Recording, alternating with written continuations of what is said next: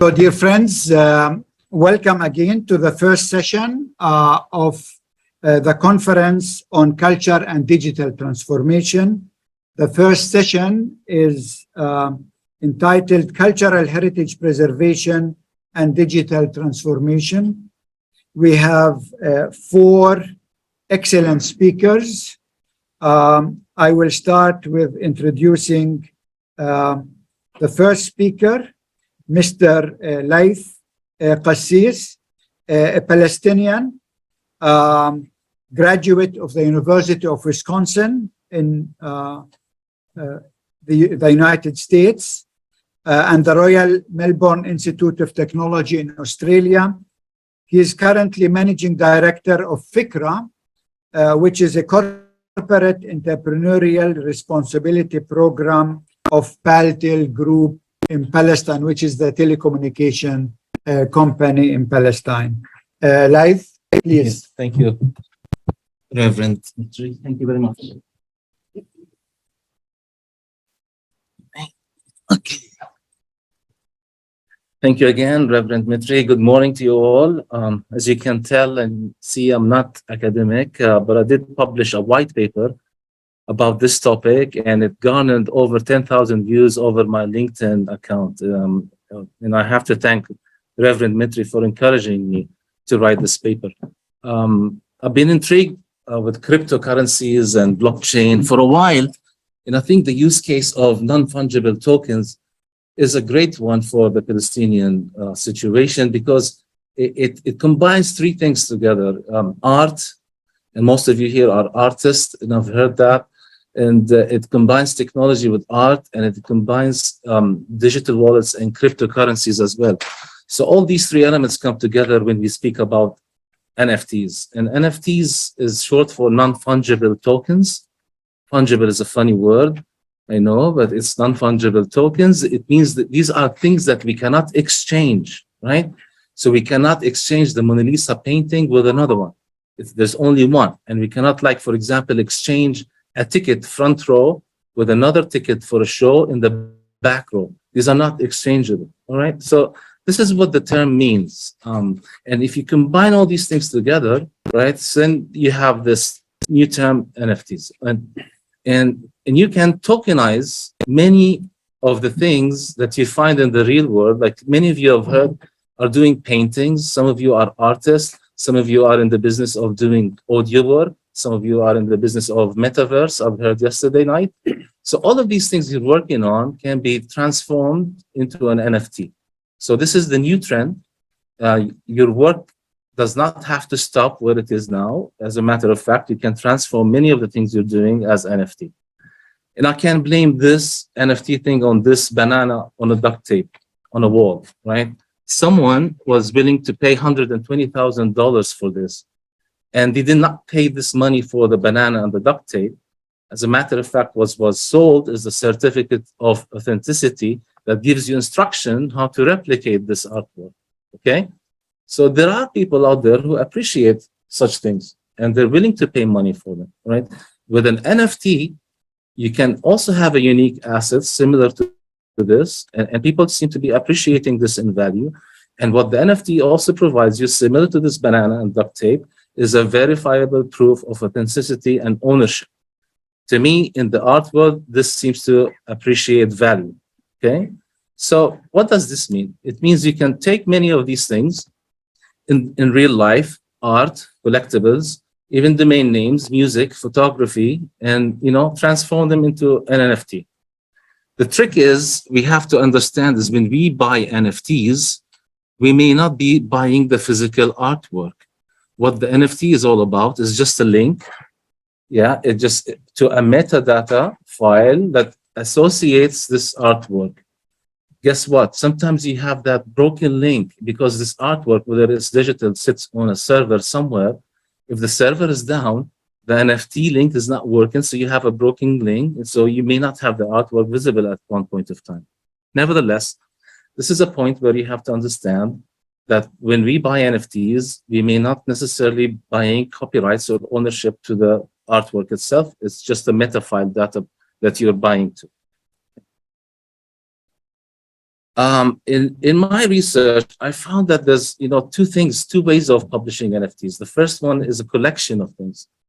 And if you've ever heard of these collections, from CryptoPunks to Meebits to Bored Ape Yacht Club, like the last one is the most recent and the last one is the most popular these days. You get the shape of a monkey that transforms into different characters, and people are paying anywhere between $300,000 to $500,000 for each NFT. These are like crazy prices, right? The same for CryptoPunks. The COVID alien CryptoPunk was sold for $11 million and more than that. It's like saying, wow, I mean, why do people pay such money for these things? I mean, if you even appreciate such artwork, you must have a different taste, I mean, different than mine for sure, to appreciate all these artwork and pay so much money for them. But it seems people like them because they fear on missing out on something. And NFTs provide the issue of scarcity. This is like a scarce thing. You can only have this ape and this figure only once. So if you like it, maybe you'll have, you start trading it and you want to make money of it. And people see this as an asset that can appreciate in value. Having said all of that, this asset can also be volatile. And you have to be very careful when you buy into NFTs, because these are not, they may be just trendy things and not something that you will continue in appreciating an asset-wise, right? But nevertheless, the takeaway of this slide is to make you aware of collections, make you aware this is good money being paid for each of these NFTs. And likewise, the second type of NFTs that I've seen come from individual artists. Very similar to the collections. Very popular artists have been making really, really good money out of them. And they can be sold over open marketplaces. So there are online marketplaces that sells NFTs. But what puzzled me even that auction houses are now in the business of selling NFTs, which is like, wow, amazing. So traditional auction houses like Christie's, they've always been in the traditional business model that, the artwork has to be physical and it goes in auction and you can see it, right? You can see it, so it's visible, tangible.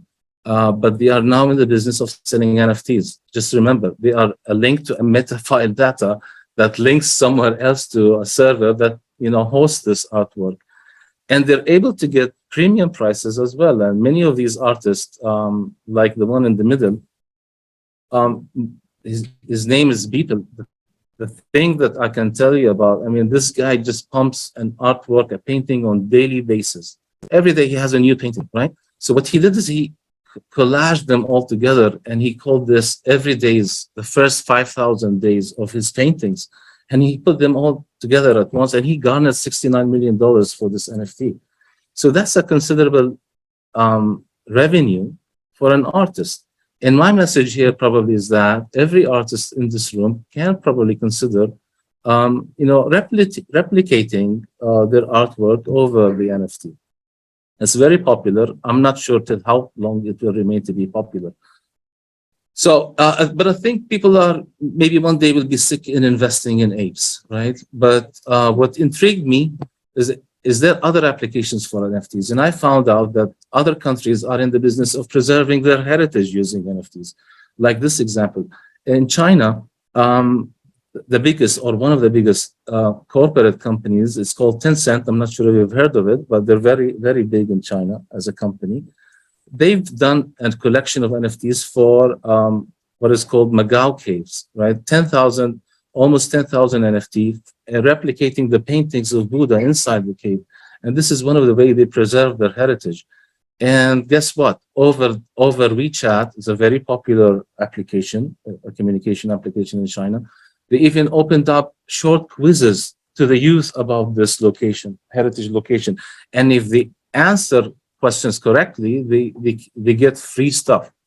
So in NFTs, you can also engage with a wider audience and engage with them over, to introduce them and make them aware of cultural issues.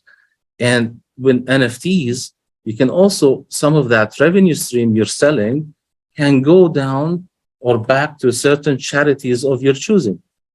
All of this is predetermined in what is called white papers and DAOs, and I'll speak more about them later.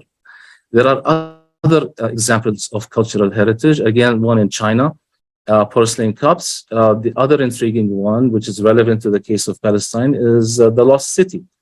Our friend that in the business of metaverse, that like we've heard yesterday, so the Lost City is transformed into a virtual reality.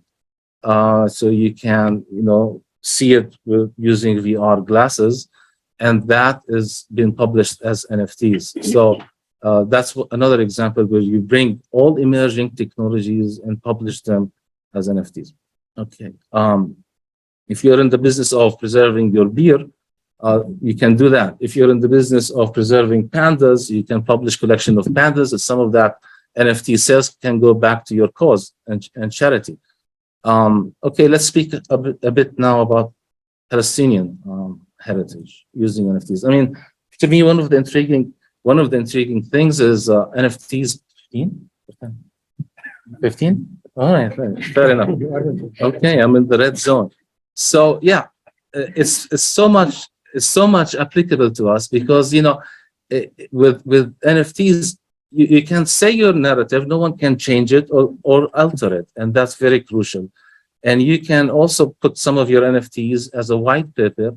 We have fans like this, the Celtic Stadium. You can have NFT collection about everyone that supports Palestine and Free Palestine, sell such NFTs, and some of that can go to the same stadium clubs to nurture and revenue streams, and some of that can go to the cause. Thobes, you can have an NFT collection of thobes, and some of that can go back to those that preserve the thobes themselves, and you can generate revenue streams for organizations. Likewise, we have houses in East Jerusalem and West Jerusalem that has been confiscated, right? And you can have a metaverse application of these houses and publish them as NFT collections, and people can see the Palestinian heritage and narrative by the same owners that used to own and build these houses, right? So you can own your history back again. And no one can change that, and no one can alter that because, it depends on the technologies of blockchain, that it's a very decentralized technology. Likewise, I know we can debate whether this food is really Palestinian or not, but Middle Easterns can also be in the business of preserving their food recipes. And I'm gonna have a meeting with our artist Sliman Mansour sometime soon because he pinged me. He said, "Let's talk about NFTs." I've been writing to Sliman Mansour for a while now, telling him about NFTs. I, for one, would love to have a collection for Sliman Mansour as NFTs, right? A whole collection of his artwork that will be out there, and I would love for him to have a white paper where some of the revenue streams generated through NFTs will go back to a scholarship at Dr. Mutri Rahib College and University for artwork. But I'll be discussing this with Sliman Mansour sometime soon. My final word on this is that before we go for the tech companies to go and publish NFTs as mint them, I think it's only wise that we develop what is called a business model and ecosystem for them. You got to find the buyers. So if anyone knows Bella and Gigi Hadid, garner us high prices for them. But all of these things, as you can see, are a must where we have to work. And you can join the Yalla Nefti, like what I'm doing today. I'm Bafti about NFTs, right? So, and you can join this community in Palestine. And so we're in the business of crowding in as many people that would love to be part of this work. Thank you. I know a bit more. Yeah. Yeah.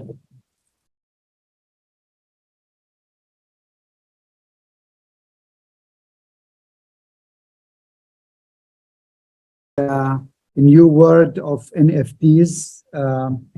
And our second speaker actually is Dr. Bashar Shammoud. He will speak on chances and challenges of digitization and globalization for the preservation and accessibility of Palestine auditive and visual heritage. And actually, Dr.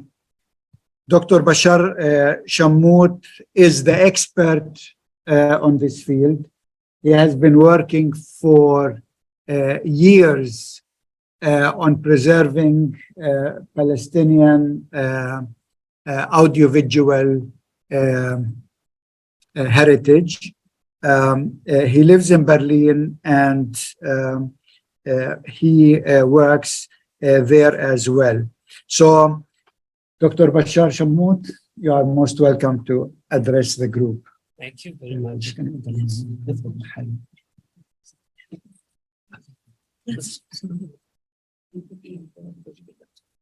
No, it's here. It should be.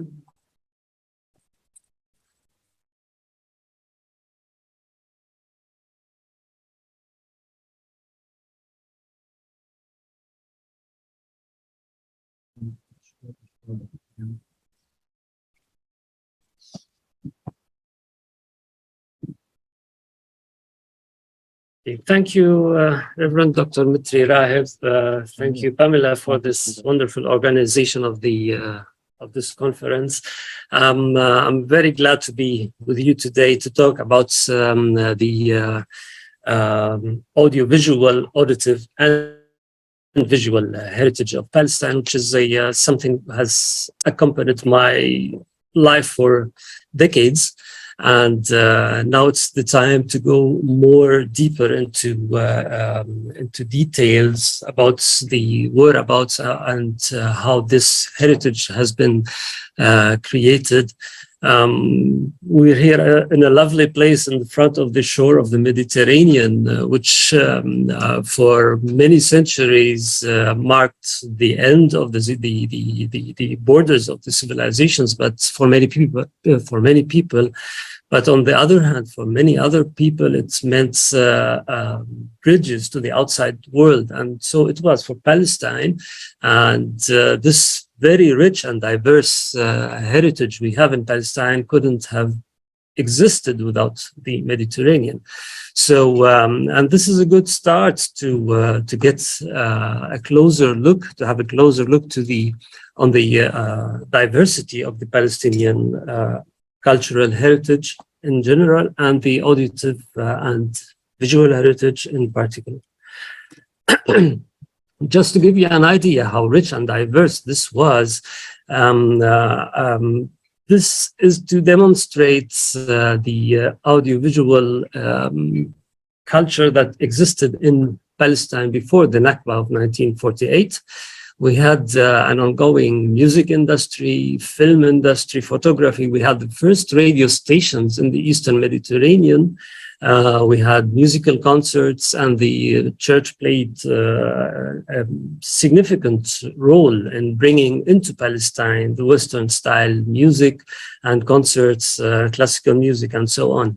A major part of this heritage was created by local Palestinians, but also a major part was created with the help and the cooperation with many European institutions. I mentioned the church, but also the British mandate over Palestine supported, in a way, let's say, in particular, the creation of the radio stations in Palestine, the two radio stations, al-Quds and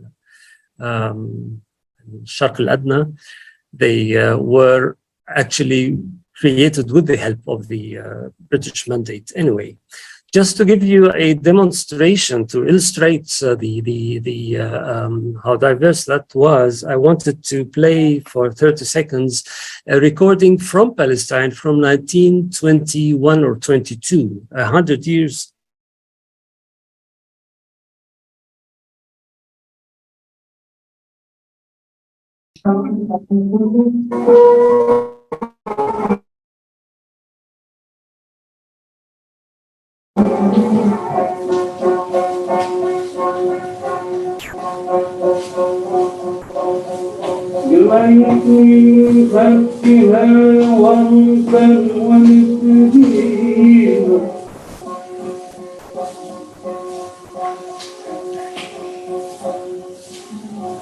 ومن مراشدها فهزا وضرورا So this is a very old recording from 1922 probably, and it says Jaffa Classical Qasida, sorry. And this recording was, I have been searching for years for such a recording, and finally I found it in the archive of the Ethnological Museum of Berlin. And I was really very, very excited to have found this particular recording. This explains or shows how global or how the interaction with the outside world was at that time, because the recording was made in Palestine, but this record was produced in Berlin. And somewhere it says "Made in Germany" on the label of the record. So this is what I meant. What I meant when I said the Mediterranean played a significant role in the bringing Palestinian culture to outside and vice versa. But after 1948, all this vivid cultural life stopped due to the Nakba. And then again, it started in a different way after 1965, when the PLO was established, and it was the time of the boom, when the media, the visual and auditive media boomed in the 1960s. So the PLO took the chance and gave life to the audiovisual and artistic life in Palestine, or in the Palestinian community outside of occupied Palestine, but as well inside of Palestine. There was a different movement of music production and art production and film production. So we mainly talk about photography, film production, music, posters, etc. So it was very diverse and very lively, but in two different means. I will not go deeper into this, maybe later, but it is very important to understand that what happened outside of Palestine was a different movement than what happened inside of occupied Palestine. So the question is, what happened to this artifacts, to these collections, to these productions? Where have they remained? A major part, actually all of these productions is really extremely fragmented and scattered around the world in many different archives, many different collections, private hands whatsoever. So I personally think we have, there are four categories of the whereabouts. One is the official public archives outside of Palestine, very minor ones inside of Palestine, but we talk about the foreigner European archives, such as those British Library, Library of Congress, Bundesarchiv in Germany, the Europeana. I don't know if you've heard about this, but this is a coalition of European archives. We talk about the newly founded Palestinian Museum in Biazet, which has its own digital archive. We have different, many initiatives which use the digital technology to preserve and make accessible these collections. And then we have the private collections, things which are in private hands. I may try to move this. What I mean by this, these are, for example, things that I have found in private houses. Here we talk about a huge collection of original negatives, let's say about 20,000 original negatives, which were pictures taken by Palestinian photographers in the 60s and 70s. Here I found a original recording of Mahmoud Darwish when he was speaking his poems with his own voice in 1970. He was 29 years old at that time. So these are very valuable things that I have found, but are not made accessible.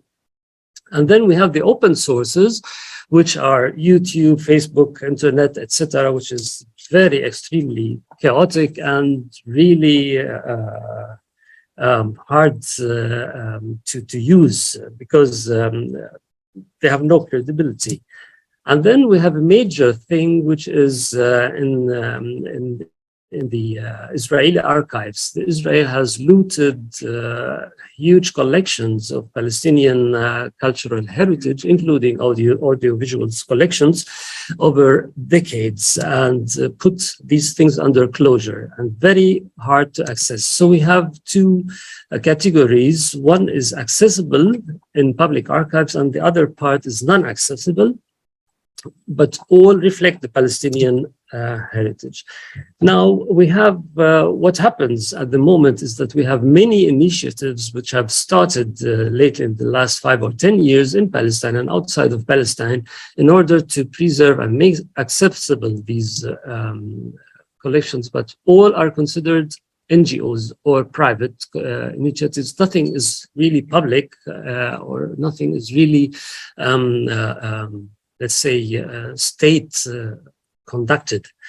We have numerous hidden collections, as I said before, and we have collection and artifacts in foreign hands, which makes it very difficult to search. It is accessible, but all the metadata are made in foreign languages. So if you want to look for a specific content with using Arab terms and Arabic words and letters, so it's really hard to find. So digitization is now extremely important for us Palestinians in particular, because the freedom of movement of Palestinians is really restricted. So it's using the digital technology to access these collections is a huge chance, but it has risks. We have to be aware of those risks, namely piracy and hacking, finding the digital archives using the correct metadata, the correct words. And then we have the issue of commercialization, namely when internet companies make these goods or these contents accessible, they have to use they live from clicks, and the more clicks you have, the more the higher in the the higher the ranking will get higher. Anyway, because we have no time, I want to skip this. So digitization is a necessity, but we have to know to be aware of the things we need, namely, for the most important thing, I guess, is we have to make clear legal regulations. We have to combine the efforts of the various initiatives which are taking place, and we have to unify the archiving standards we have today. And I think by this, we will be able to get and move forward. Thank you. Thank you, Dr. Bashar. And actually, Dr. Bashar recently, I think 2 years ago, published a book on this issue. Yes. That is available for you as well. From Palestine, we move to Lebanon with Ms. Nada Rafael. She will speak on the impact of the digital on cultural heritage in Lebanon. Nada, actually, how to describe her? She is an artist, filmmaker, author, and maybe most importantly, travel agent. So you can imagine what actually this all means for a travel agency. Nada, please.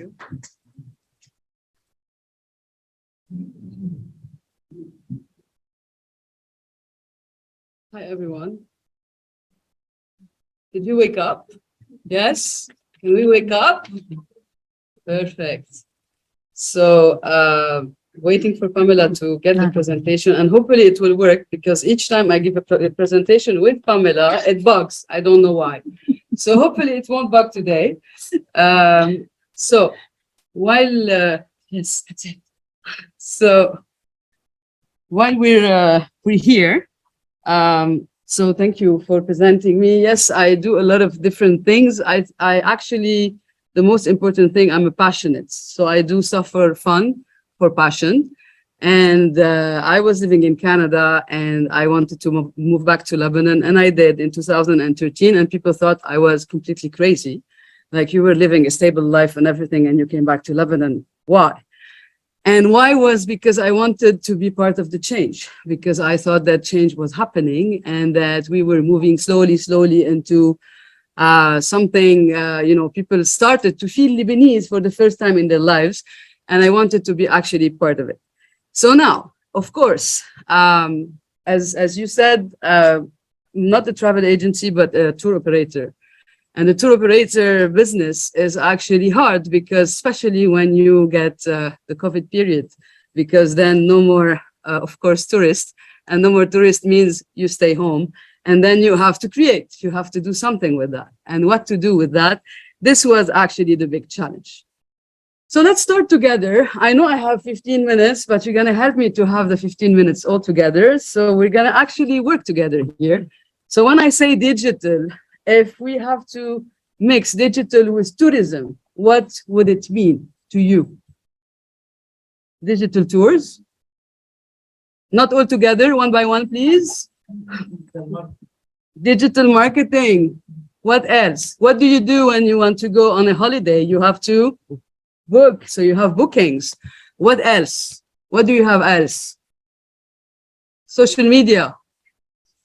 Sorry? Yeah, in a way. What can we do else? Okay, so I'm helping you here. So you have all the mobile technologies, of course. So a lot of people, you have the application of the countries. So for example, you are in Cyprus.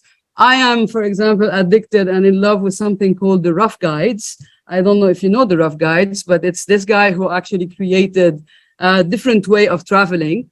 He wanted to go to places, unknown places, and he started this guide named the Rough Guide, and you have an application for it. You have an application on your mobile, and then you can go actually to places, meet the locals, etc., etc. Social medias, of course, website, virtual tours, etc., etc. Well, I have the news to tell you that we didn't have all that in Lebanon. So actually, we were counting on tourism, people physically to come to Lebanon and then to tour with them, right? So, of course, there's a new trend. We don't like to use the term tour because tour is not trendy anymore. We prefer experience, meet the locals, immerse in something, interaction, take part of a social, economical project, etc. Then you have all the activities, trekking, walking, climbing, name it. Whatever you like to do, adventure mode, everything that is cultural, historical, etc., etc., etc. But for that, we needed tourists, and COVID-19 happened. COVID-19 happened. It basically killed us. Why? In 2019, and those are actually numbers I didn't create. It's the World Tourism actually organization who created the number. So in 2019, they saw 1.5 billion international tourist arrivals, and they thought that in 2020 we will have a 4% increase. Boom! What happened in 2020? We had lost 2/3 of the global traveler. So of course we had a problem. So we had to actually organize. People could not travel anymore. And it was the worst year in tourism, 2020, and of course, 2021. 2021, we had a bit of time to adjust, but I'm going to keep this for later on. So the thing is, we had to organize. We had to try to work in a digital world. But guess what? We live in Lebanon. And if you know Lebanon, you know that digital would be, this is actually how you send a message. So we had to actually work with that and to try to do something about it. So what did we do? We actually started promoting people that used the Lebanon as a destination using the bad review. What do I mean by a bad review? We have like this, we had this actually big trend, and it was, don't come to Lebanon, all right? So when people saw online, don't come to Lebanon, everyone was intrigued and everyone wanted to go to Lebanon, right? because you use actually this as a fact, and this is not working. I told you I'm going to have a glitch. Okay, great. We're not going to watch all the videos, unfortunately. Okay, it's okay.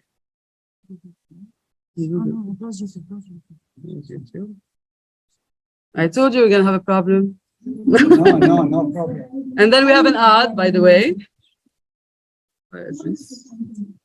I'm skipping. So who wants to take a guess as to where I am this week? I'm curious to know what you think this week. I am in Qatar.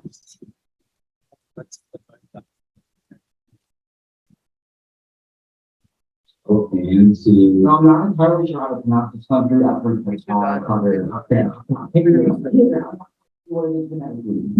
feel like this is the perfect understanding that this whole entire experience, everything involved was Nazi. In fact, this is by far the most offensive play I've ever heard.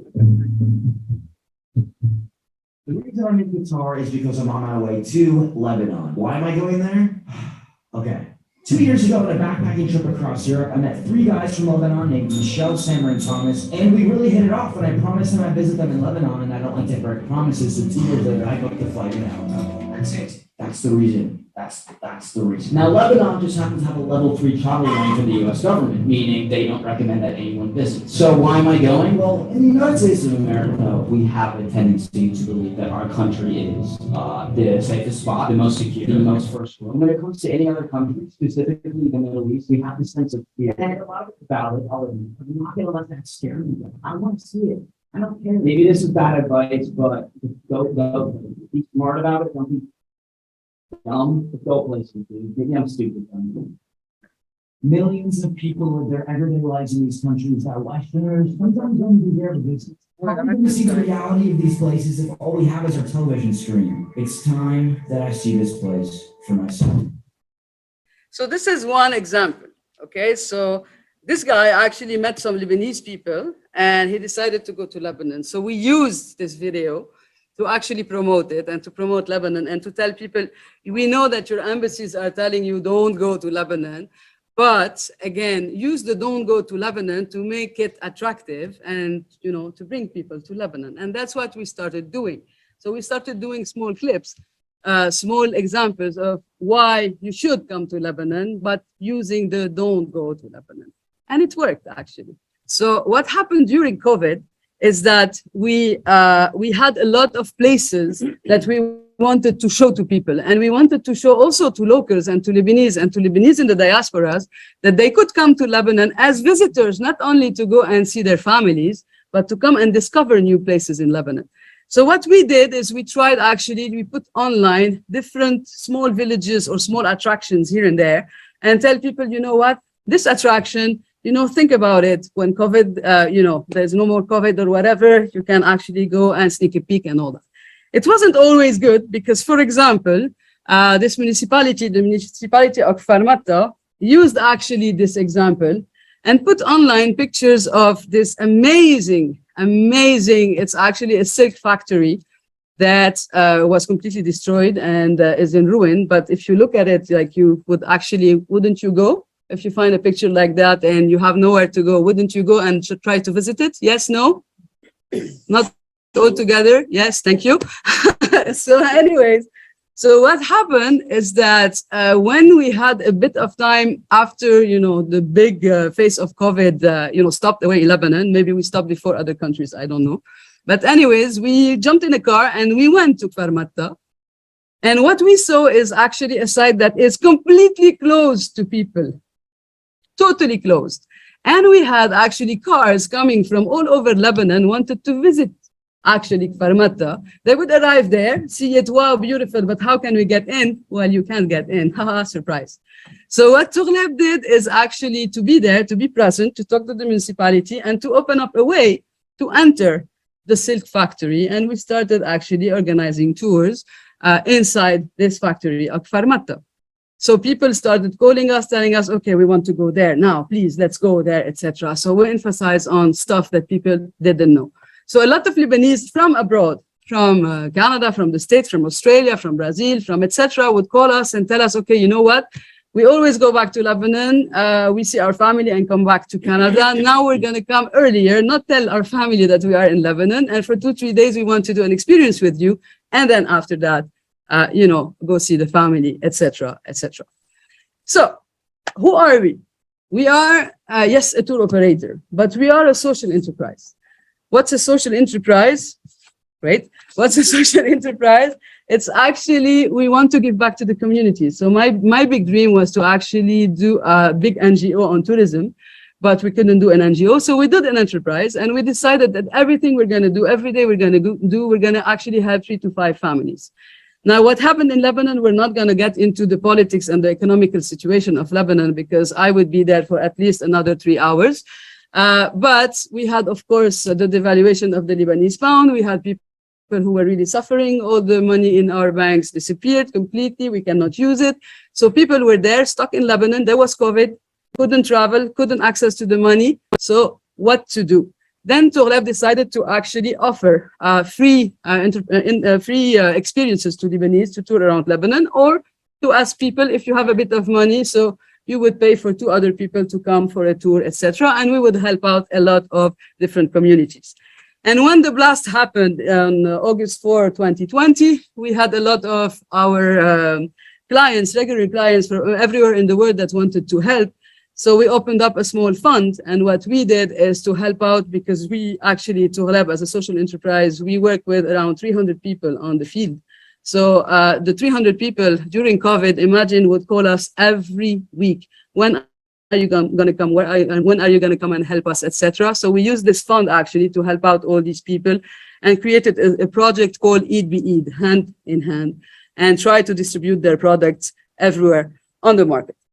And meanwhile, what we did is work on our social media, on our website that is still not on, but it's there. We partnered with a lot of groups and NGOs, and we did many Zoom meetings. And with the Zoom meetings, what we did was actually invite bloggers and influencers to Lebanon. So what we do, we created virtual tours, but we also created something really amazing with this company named Local Purse. And Local Purse, what we did is we created an experience online where you can book a tour online, but an interactive tour, meaning that we did a tour in Burj Hammoud, for example, this Armenian quarter in Beirut, and the guide will be there, and you are on the other side of the camera, and the guy is actually walking with you through the Burj Hammoud, and you would enter the artisan shop, and the person on the other side of the planet could actually buy directly on the spot from the camera, from the person, from the local guide who was there on the market. So for example, you want to buy a necklace, here it is. So the necklace is bought. Thank you, DHL, you actually received the thing. I cannot, I will end just to tell you, whoops, sorry, I saw this. So anyways, people started talking about Lebanon and doing experiences in Lebanon. And we are still continuing to digitize as much as we can to actually promote Lebanon. I'm finished, that's it, I'm leaving.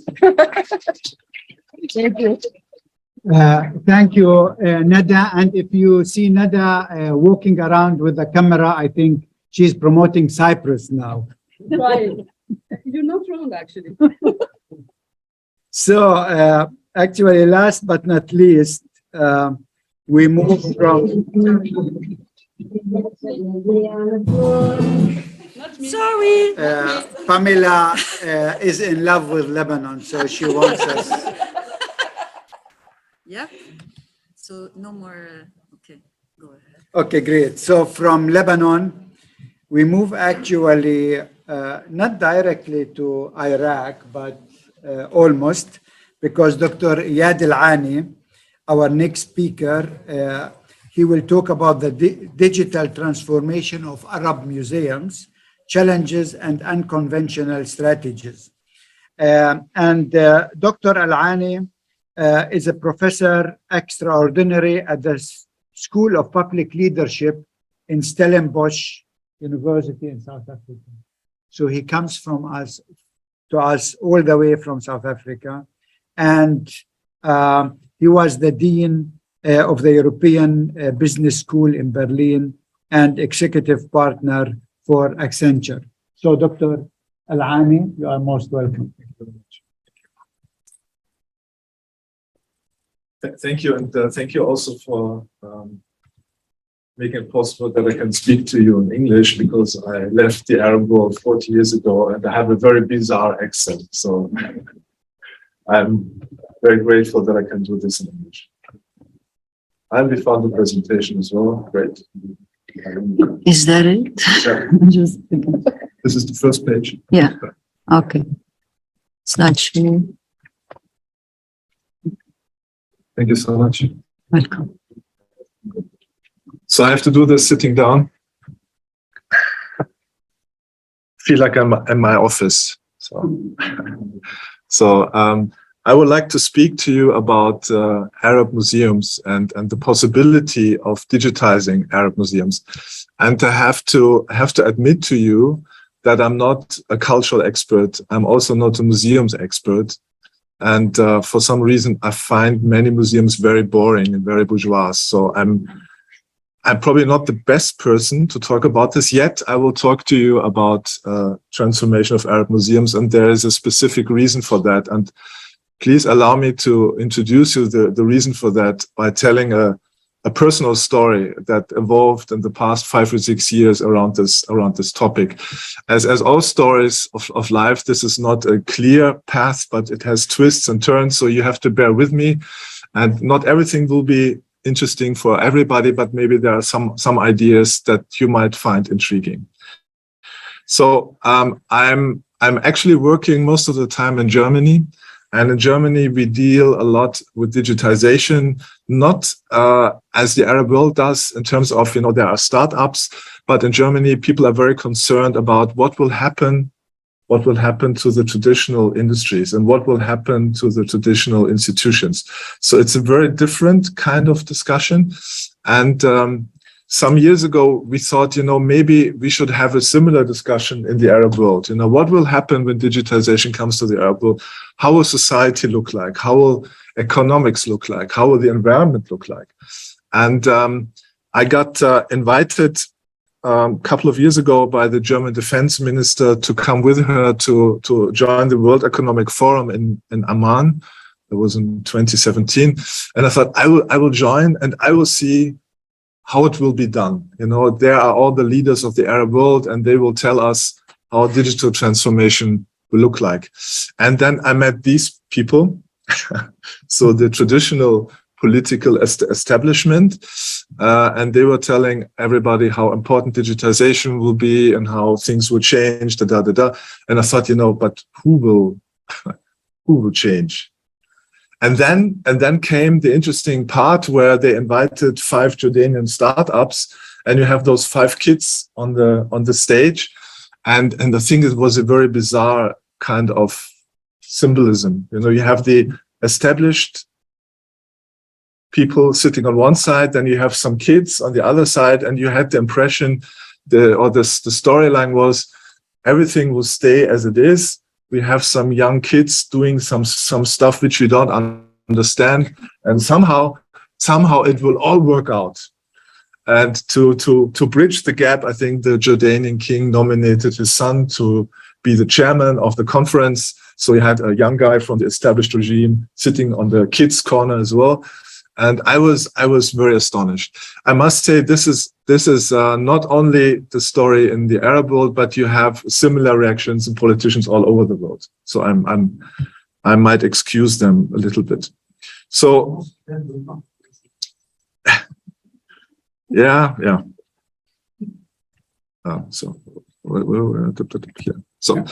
So then we thought, okay, maybe we need to find a place in the Arab world where we can talk about the future, how the future will look like. And there's a very important conference in Germany called Republika, where it started as a private kind of conference, and they invite people to go there and they talk about how the future will look like. And we thought maybe we can have a Republika Arabia. So we thought maybe we can do that in the Arab world as well. And we got some funding from the German Ministry of Foreign Affairs. And we tried to do it in the physical form, but thanks to COVID now we went digital. So since 2 years we have a digital conference called الرقمي, and you're heartily invited to join there. Still, we are looking for places, physical places in the Arab world where change can be discussed. And then we thought, why don't we use culture? Why can't we use museums? Can we use museums as places for change, right? Not only telling the past, but also helping us telling the future. Isn't that possible as well? And there are some examples, like the Contemporary Museum of Modern Arts in Austria. You have a museum called Futurium about the future in Berlin. So there are more and more museums are going into discussing with the audience how the future could look like and inviting the audience to help them hack the future in a way.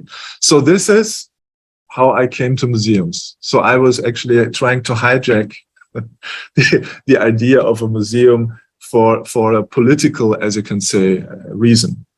And then we thought, okay, if we try to hijack museums, is there any cultural concept in the Arab world which unites culture and technology? Is there something like that? Is that possible?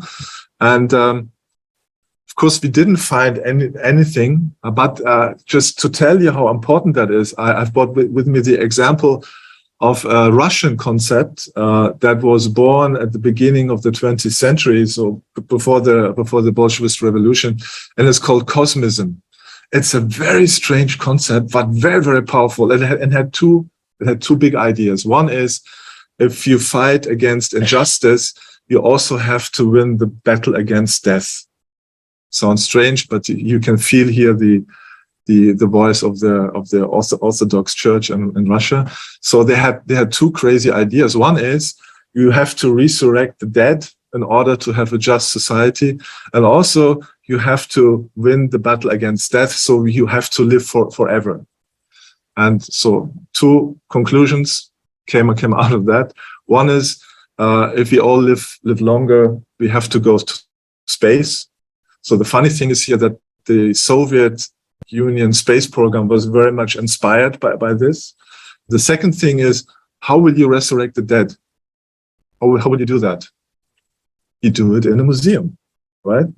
So the interesting statement by one of the founders of Cosmism was, the state must become the museum of its population. At that time, it sounded a bit strange to us, but I will come back to the sentence when I finish my presentation in 2 seconds or so. Of course, there are Arab concepts that are using digitization, artificial intelligence, and they are starting. And I think we heard some, and we will hear more today and tomorrow. The interesting thing I brought you from an Iraqi German artist called Noor al-Badri, where she uses Sumerian and Akkadian artifacts and uses artificial intelligence to evolve them. How would they look like today? Yeah? So in a way, she's trying to reappropriate cultural heritage that is mainly in Western museums and doing something very, very conventional and very contemporary with them. So there are some ideas. Then we try to talk about with experts in the Arab world, you know, what is your museum doing to become more digital? What are you doing? And so we had a short program, and we did interviews with 5 or 6 people in the Arab world. One was from Palestine, a couple were from Lebanon and Tunisia, and 2 were from Egypt. And we found that digitization of Arab museums is not so much a technological problem. The technology is there, but most of the museums were very reluctant to go digital, especially we call them the traditional heritage ones. Egypt is a perfect example of that. So Egypt uses museums mainly as a tourist kind of attraction, but culture is not there to transform society. I think even the Egyptian museums are under the guidance of the Ministry of Tourism or something like that. So it's a very interesting case. And even when museums were in the past trying to digitize, like the Al-Azhar museum, they reversed the course. They took stuff offline again. Because why? And I didn't understand it at the beginning. They were afraid of losing control of the stuff. So they were it's not a technological problem. It's a, I don't know how to call it, political problem, whatever. Then you had, we call them digital basics countries like Tunisia, Palestine, Lebanon. Here people were more free to experiment with digitization. The problem was that they don't have money and resources to do that, because digitization is a very expensive thing. The most successful museums are the Metropolitan Museum in New York. They have tons of money. And you had here some small, very creative museums, especially in Lebanon, very impressive, and they didn't have any money. Although they had the room to maneuver, right? Yeah, I'm speaking.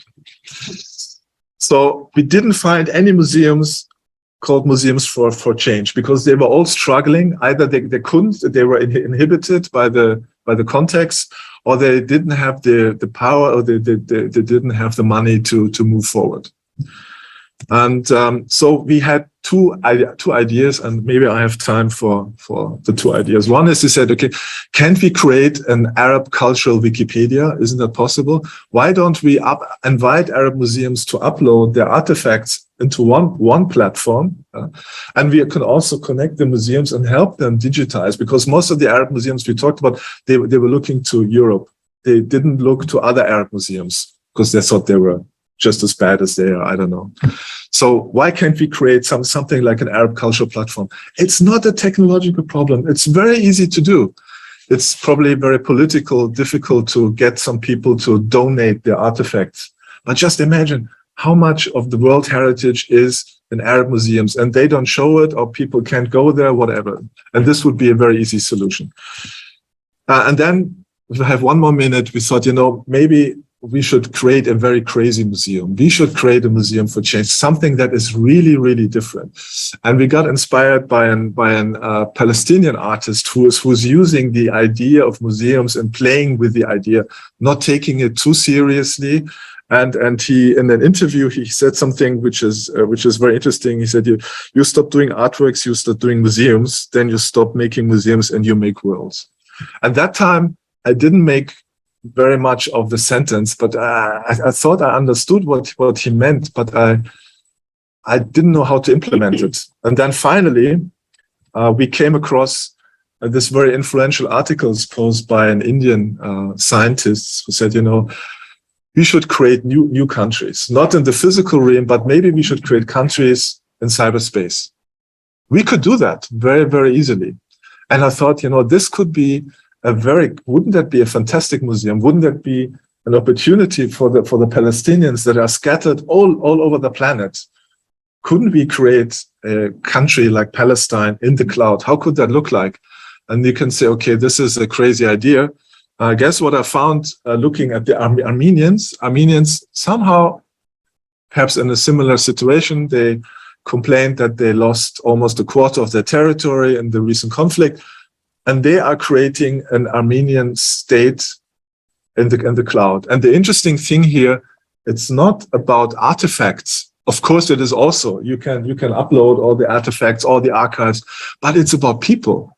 You are here uploading people into a platform, and you can have Palestinians, regardless whether they're living in Germany or South America or South Africa, wherever they might live, and they become citizen of this virtual country.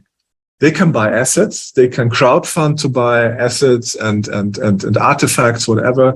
They can unite, they can play music together, they can create arts together.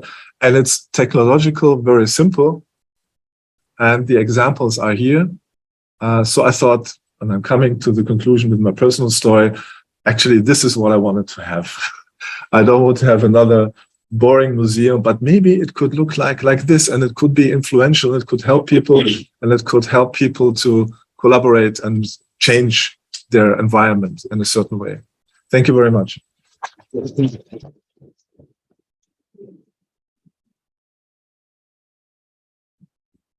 Wow, I think this was really a very rich session. It showed us actually the challenges we are facing when we talk about culture and digital transformation, but also it opens up for us the endless opportunities, even for a virtual country. that we all can work on. And I think this fits very well with our mission, striving together for a different reality that we can build hand in hand.